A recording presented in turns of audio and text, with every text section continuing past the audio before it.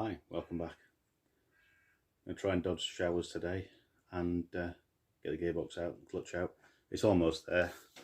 There's just a few bolts left holding it in. I bolted the lifting eye in place. I'll take you out. Bolted the lifting eye onto the gearbox. So put your handy little point where you put a hook through if need be. However, it's my shackle's too big to go through the hole. But apparently that balances the gearbox perfectly. So all I've got to do realistically is drop the top mounting off and the lower it down. So I need to support the engine. Should really have a beam across here, but I haven't got one. It's starting to rain now, so not sure how long this section of video will be. But if I can get the clutch out today, get the gearbox out, get the clutch out. I've already got the new clutch here anyway, and then it's a case of get it back together, sort out the water leak at the other end whilst the engine's loose in the bay. I'll just take a few pipes and that off so it doesn't squash them too much, like the intercooler pipe there, although it will squish. Take it off here and then it allows the engine to drop down. Other than that, most things will stay in place. We'll see how it goes. It's rubber, it's bendy. But hopefully, I get a bit done today. I'm not going to go too mad because I've got all day tomorrow and the weather's supposed to be better, so try and do a little bit. Hope not. No doubt to see this at some point. The worst of it's done now, although there's nothing there, there's nothing really attached. I've got an engine crane here. There you go. Engine crane. And I've also got the dolly on the floor. I'm going to put the gearbox on so I don't have to drag it about. Dangling cameras. So I'll make a start. Work out what I'm going to stand the engine on for starters. I could do with a big axle stand or a block, but I don't have any at the minute. They're all in use elsewhere. But either way, I need to get the engine crane in there, get the gearbox tension so I can disconnect it and lower it down. Put it on the end of the engine, then the gearbox will be dangling off the end when I then come to lower it. No, do it off the gearbox, chock the engine, then I can lower the gearbox. Right. Anyway, I'll see how this goes. Might have to speed it up because I've got no idea how long it's going to take. Hopefully not long. The last video was decidedly lacking in spannering because of the wind. So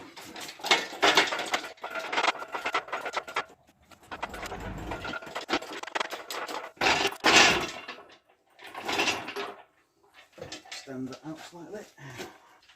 Yeah, it's starting to rain again now. Thank you.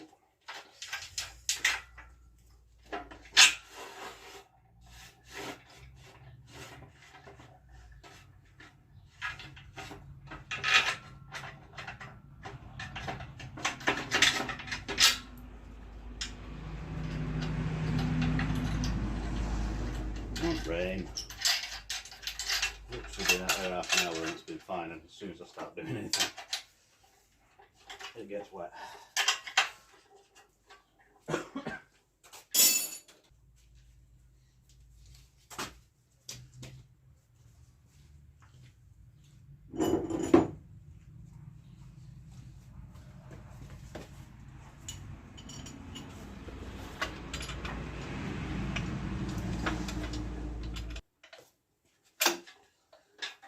Need a certain amount of length on the sling for it to go down far enough to go out.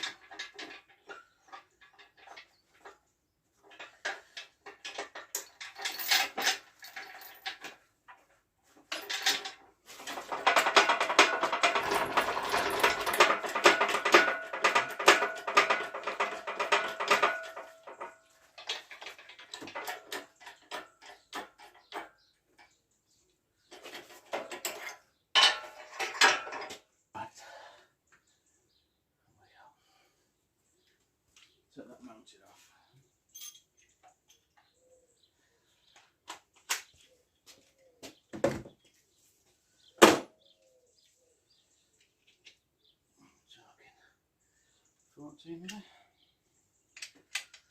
No, 15. Of course 15, everything's 15.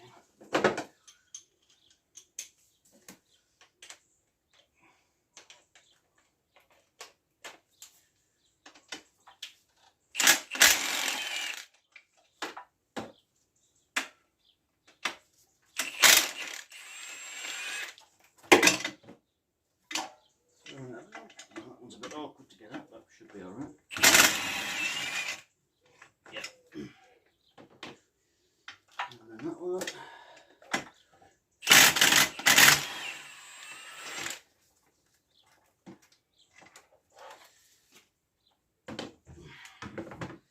Right, what we got?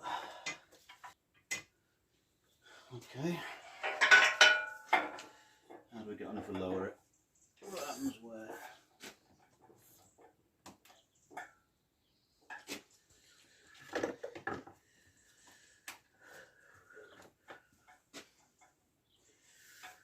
A bit more, and we should be alright for space.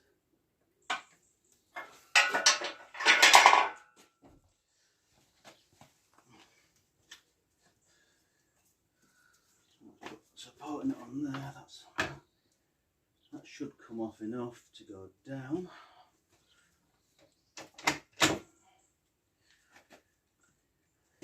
Right, I need to support the engine in that rough position.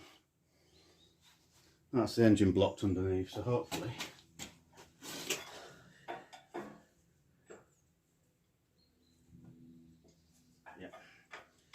hopefully it stays where it does. Now I've got to remember which bolts are left in. Bloody rain, stop it.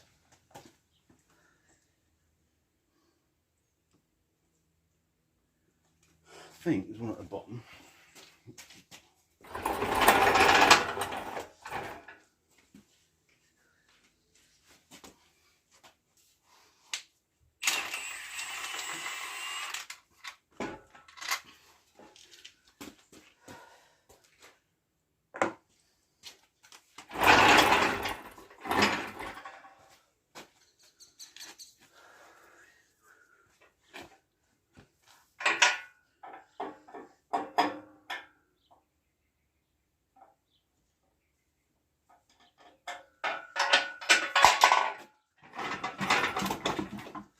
Yep, just left one in it.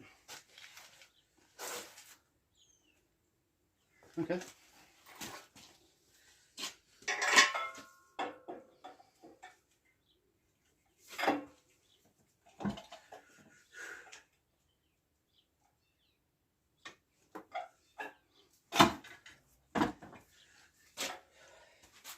A trolley.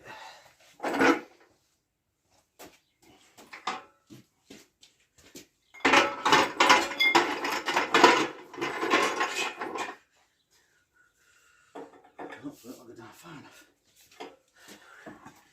That will do.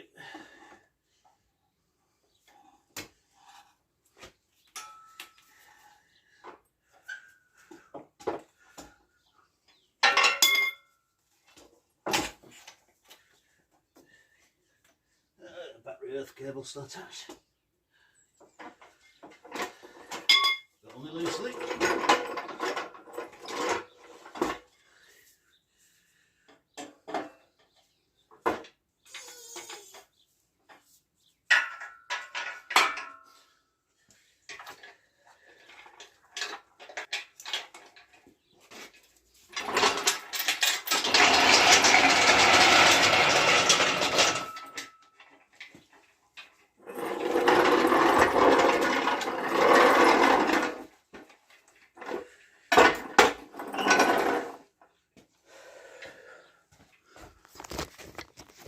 Spent too many times lugging gearboxes about, picking them up, balancing them on my chest. So that's come apart, but it's not broken. I've got a new one anyway. No noise in there.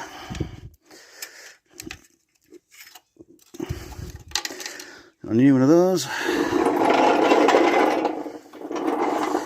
It's a new clutch. I mean, the reason we're changing it is because A, it's easy accessible now, and B, it was rock hard. What we got? AP clutch. I can probably imagine it's the original. I don't think there's many.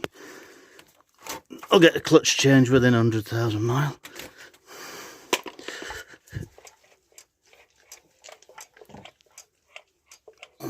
Bit of play in the dual mass, but that's not noisy, so it doesn't run rough. But, drop the tripod down and get the clutch off it now. Right, I'm going to do these gently.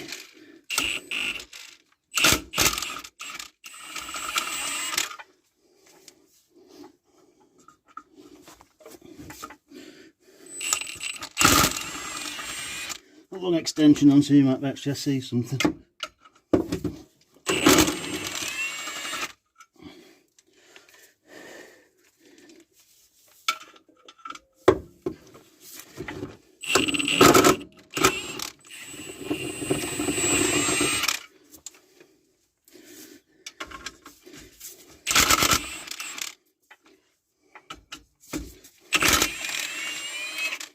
It's about 105,000 on the car.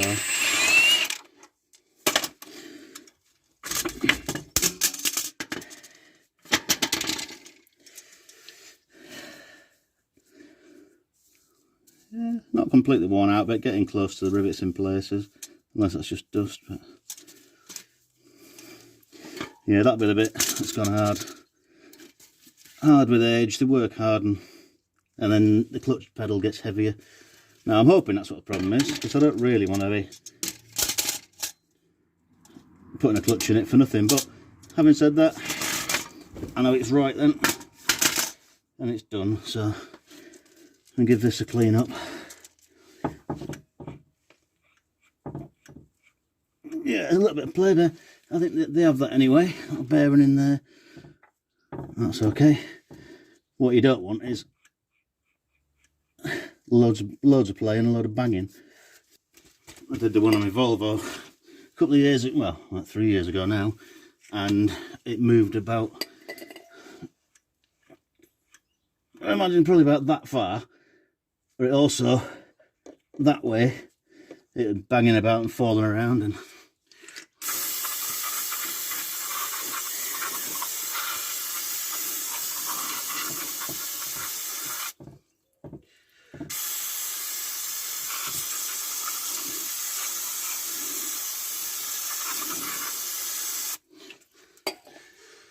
is that a date?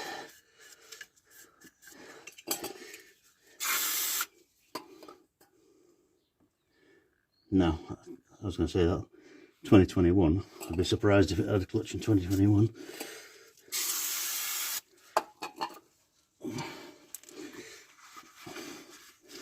Get all the brake dust and muck.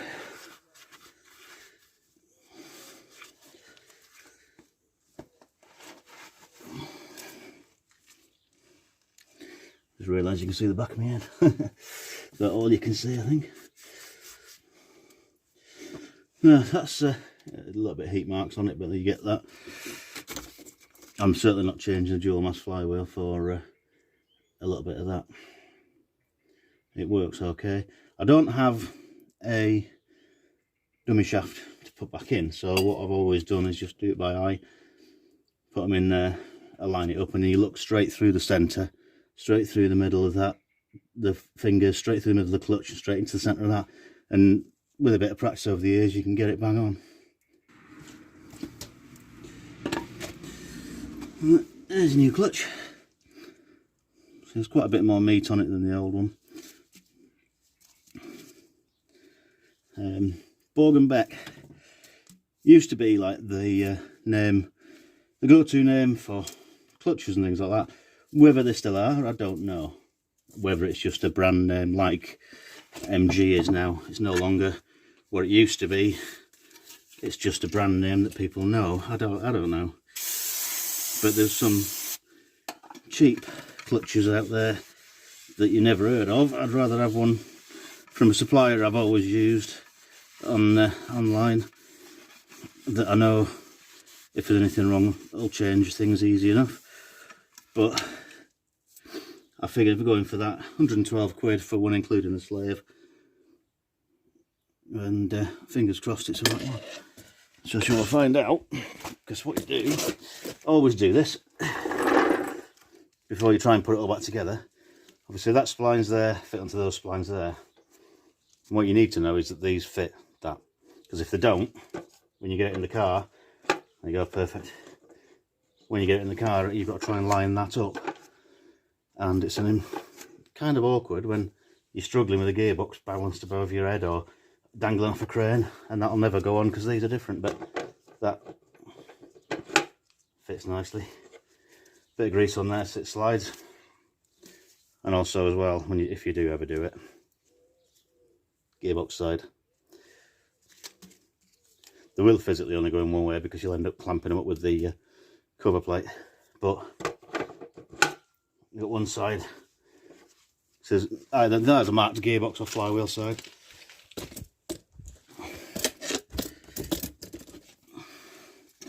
So that bit's okay.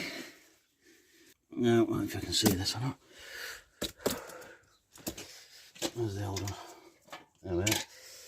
Get the new clutch plate and lay it over the top of the old one, and make sure it's the same diameter and the holes are all in the same places, things like that. But generally, they're okay. That's amazingly filthy considering I've only out of the packet now. But yeah, that seems alright. That's the right one. Flywheel's clean. I might just stick that back in. Get rid of the old one. I'll find something to lay on. There's a gearbox side. Gearbox side. So there you go. You'll only go in one way anyway. And if you're an idiot like me, you put it that one way. Right, let's get this in place and I'll move. Locating dowels. There you go. Actually, do that, you can see a bit better. I didn't have a lot of movement on the clutch anyway. It seems to be fairly snug in the flywheel. So. Get two opposite each other, then it don't fall out. Just do them literally finger tight, and you can get the rest in.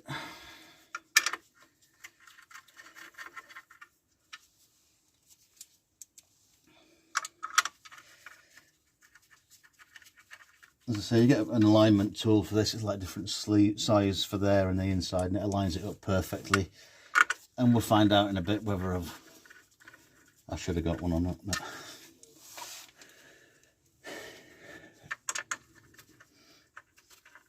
it'll be difficult for you to see it, but I'll try and show you how it looks when you get it lined up by eye.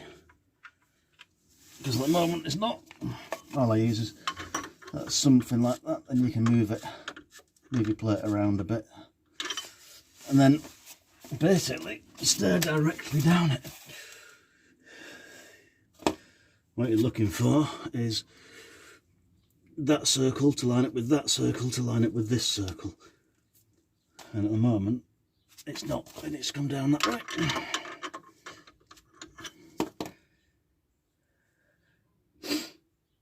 Now it needs to go that way.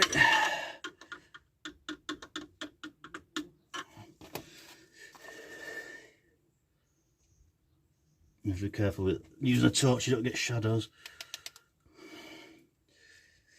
Yeah, that's causing shadows, I can't see. That's in line with that, that's in line with that.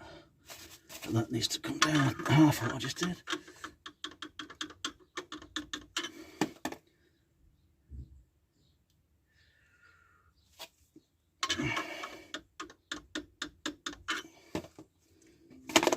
I don't know if you'll be able to see it or not. Lean on your keys when you've got forward. I don't know if you'll be able to see or not, but I'll try and show you what I mean.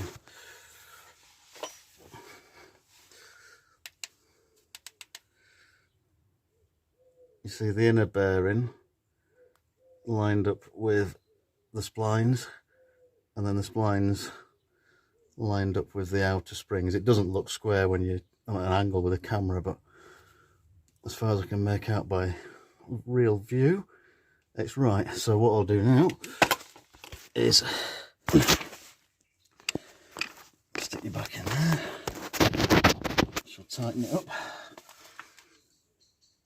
because obviously if it isn't in the right place, it's a real pain to get the gearbox in.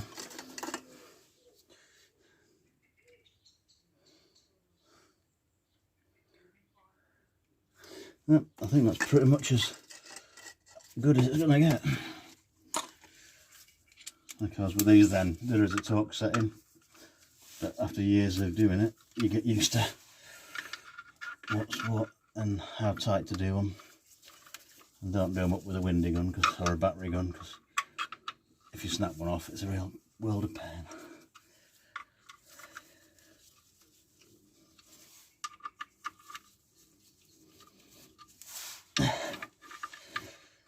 Upside down swapping places and lose track of which one you get in, but as long as you're doing fairly evenly, don't wind one up tight first. Try and do them across and try and evenly pull it in. Once you get a bit of tension on the fingers,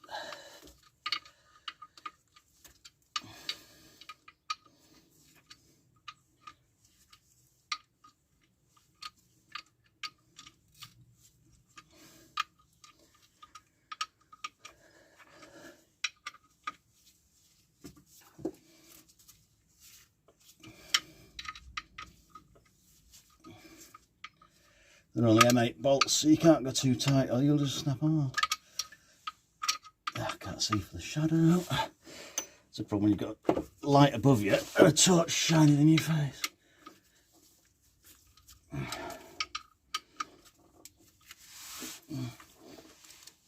Right, now because it's mobile, it moves around, you could do with locking the flywheel, but if you turn them around to the centre, it takes the rotational force out of your hand from turning the flywheel into the bolt.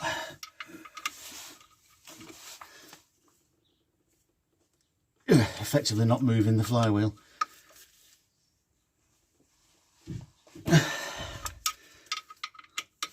Instead of turning the whole thing. Of course it can move if it wants to. 1, 2, 3, 4, 5,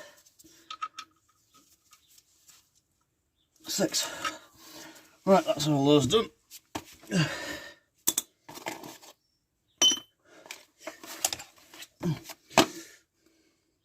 Yeah, that looks good to me. That bloody cable keeps getting in the way. Not so any leaks or anything in here, so that's a bit of coolant because it's leaking in the back, which I need to sort out next.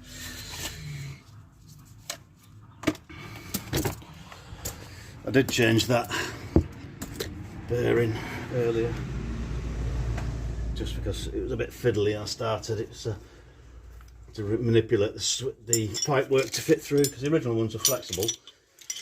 The original MG Rover part that came off it. The metal ones may or may not be a good idea. Clutch spline grease. Don't go mad with it, because if you go mad with it, black. You just need a little thin layer around, all the way around the input shaft. And so don't go mad with it, because it flings out, but you need it to just so the clutch is nice and free and doesn't drag. You see some people lever it up with stuff, but it doesn't need to be covered, because whatever's in there is going to spin You don't want it spinning all over your clutch. Right, I'll just get the camera moved and get the crane back in. Right, let's get the gearbox back under, get the crane back in place.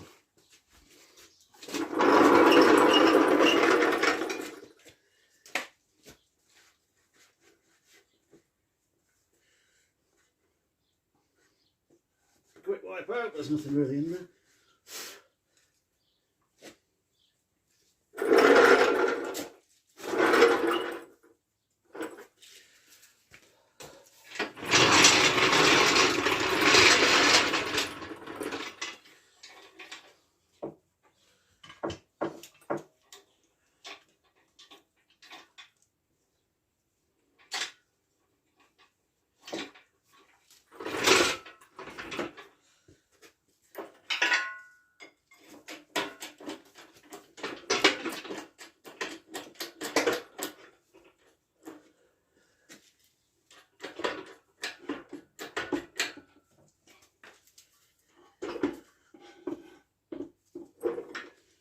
Get it lifted into up a little bit.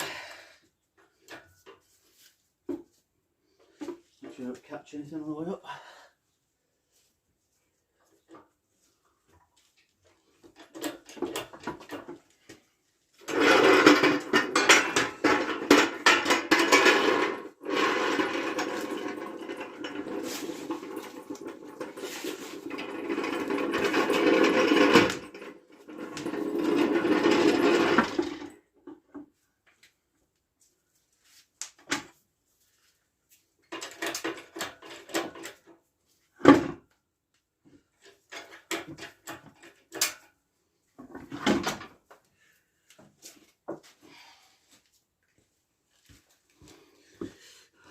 I realise you can't see her right up there.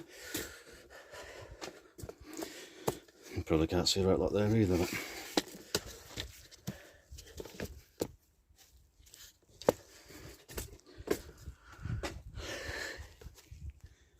look straight down, you can see the top of the gearbox there. We'll find out whether my magic eyeball has worked. If it goes straight on, we'll be happy.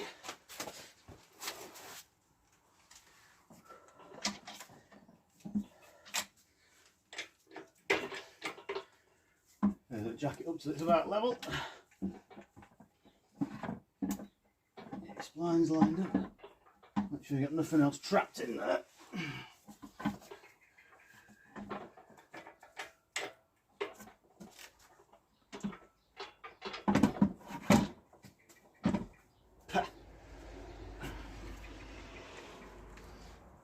Who needs an alignment tool? Straight in.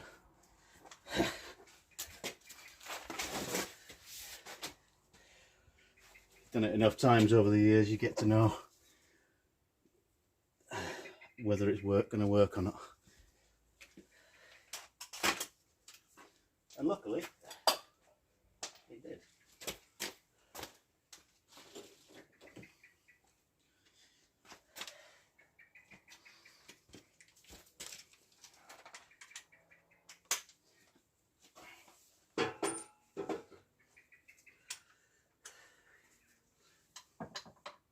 Get this bolt back in the bottom, hold it in.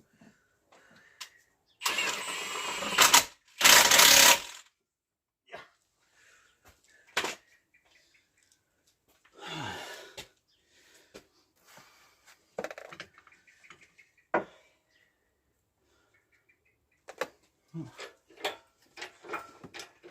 One in the bottom, because you're pulling it together, the one in the bottom holds it in place. I just need to line up this mounting.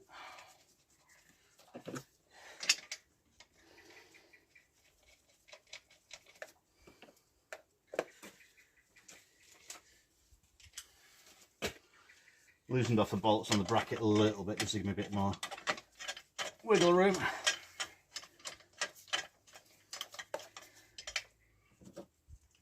Which seems to have worked alright. Just have a quick look around, make sure you're not trapped anything between the engine and bell housing. Wiring's prime suspect for it. Because nothing worse than getting it all back together than when you go underneath you realise you've got a wiring squashed and then you take it all apart again.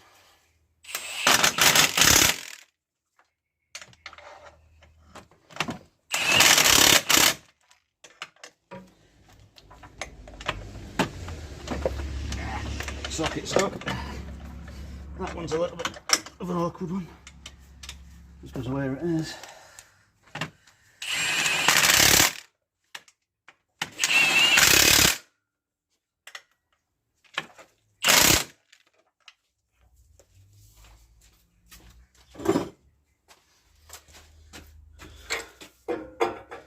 And now you're back to where I was not that long ago. So now, go underneath, stick all the other bolts back in and connect everything up.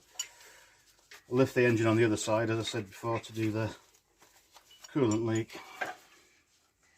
It's just a little bit awkward to get at, so while the engine's hanging off,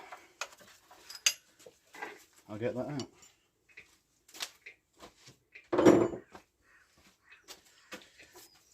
A little lifting eye off.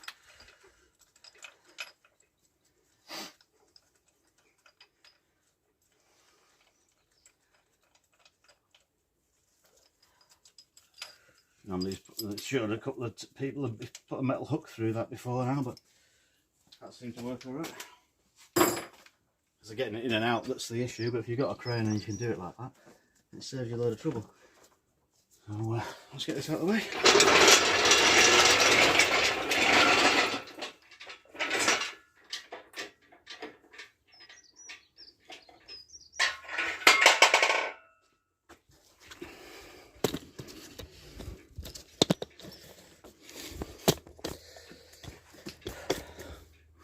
I think that'll do for now, because I don't fancy laying around underneath it too much in the wet, but the bolts I can get at I'll sit back in just to hold it securely. But now it's back in, clutches in. Nearly done. Not quite, but right. See you in a bit.